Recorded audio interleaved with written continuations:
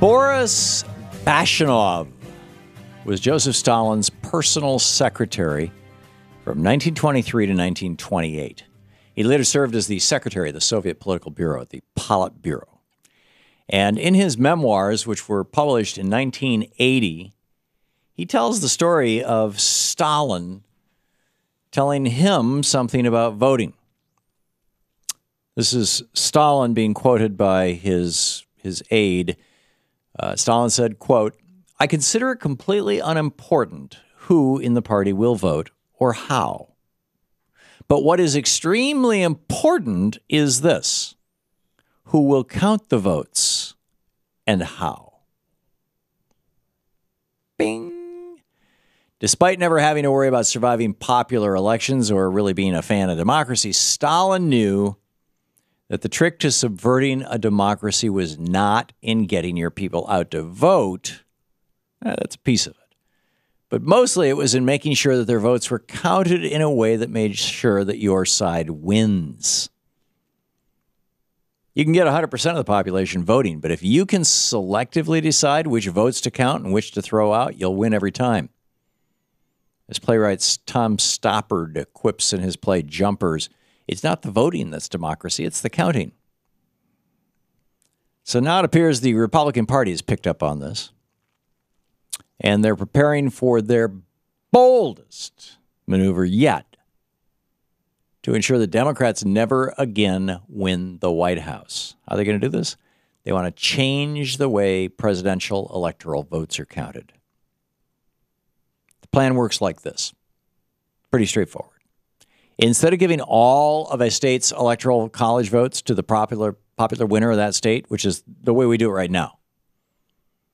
You know, if Obama carries, 10,000, 1,000, 100 more votes in a particular state than Mitt Romney did, he wins that state. Winner take all. Small d democracy. Instead of doing that, what Republicans want to do is they want the electoral college votes in a handful of states that are typically blue statewide but have large red districts inside them. They want them to be doled out based on who won each congressional district. And then the additional 2 votes that each state gets in the Electoral College will go to whoever won the popular vote. So when you do this in states like Pennsylvania, Wisconsin, Ohio, Michigan, states that were gerrymandered by the Republicans in the 2010 census. So keep in mind, the Constitution specifies that every 10 years, a census will be taken and congressional districts will be redefined based on, and states will gain or lose members of Congress based on their population. So in 2010, the Republicans made sure that the lines were drawn in these states that the Republicans controlled in a way that already gives Republicans an advantage by carving up Democratic strongholds and creating both safe Republican seats and throwing a bone. They'd isolate the Democrats and say, okay, it's a safe Democratic seat. You can have that. But they always made sure there were more safe Republican seats than safe Democratic seats. And that's how the Republicans kept control of the House of Representatives in 2012, despite the fact that House Democrats won 1.5 million more votes nationwide than the House Republicans. Here's an example.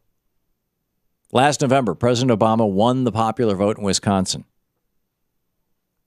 He beat Mitt Romney in a statewide race.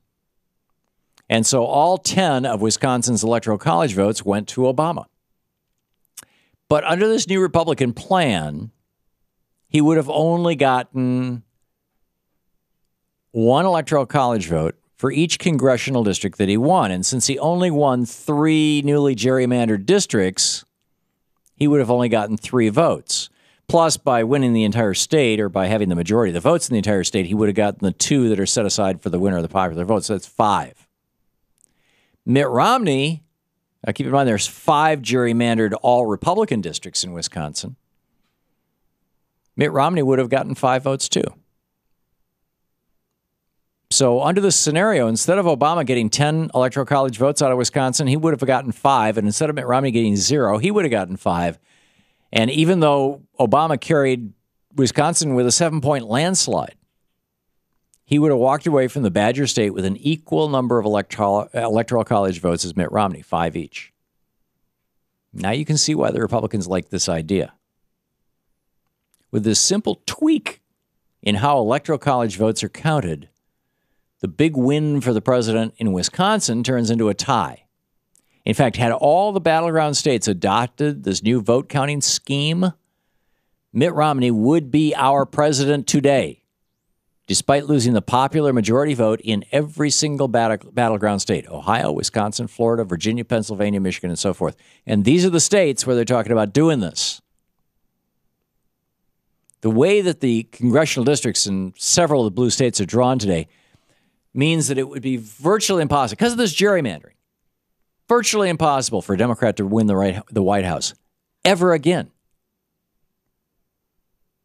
If these blue states that are controlled by Republicans, where the Republican is the governor and the Republican controls the legislature, and therefore they can control the drawing of the legislative districts, the congressional districts, at least until the 2020 census, and maybe the 2040 census. Again, as I said, it's as Stalin said, it's not about who votes. It's about how the votes are counted.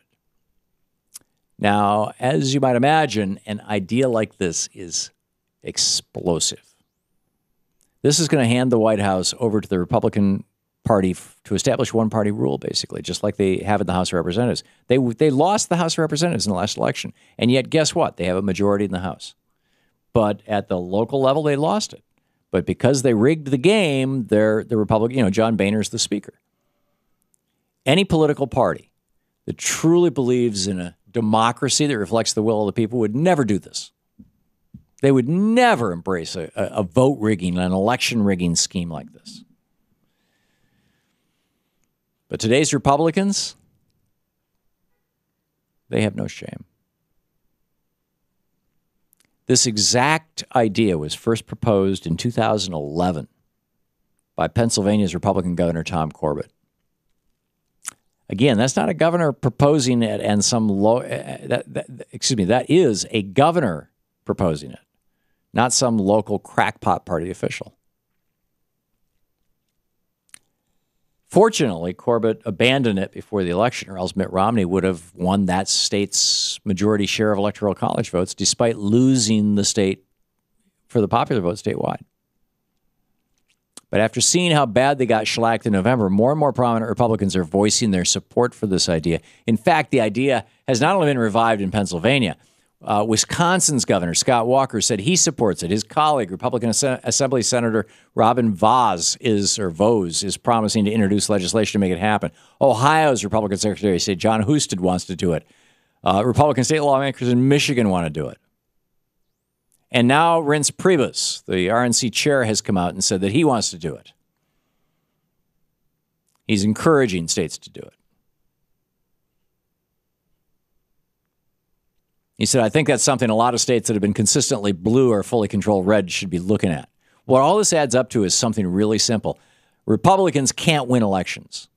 So over the next few years, what are they going to do? They're going to rig the elections. After all, what choice do they have? I mean, they could ditch trickle-down economics, which the American middle class knows is nothing more than a scam. But that would mean throwing aside George W. Bush's base, the billionaires, and we know that's not going to happen. They could stop talking about things like legitimate rape, but then they'd lose the zealots on the right. That's not going to happen. So what do? They rig the elections. It's coming. This is the Thom Hartmann Program. As Paul Revere said, more or less, look out, they're coming. Be aware. Be warned. Spread the word.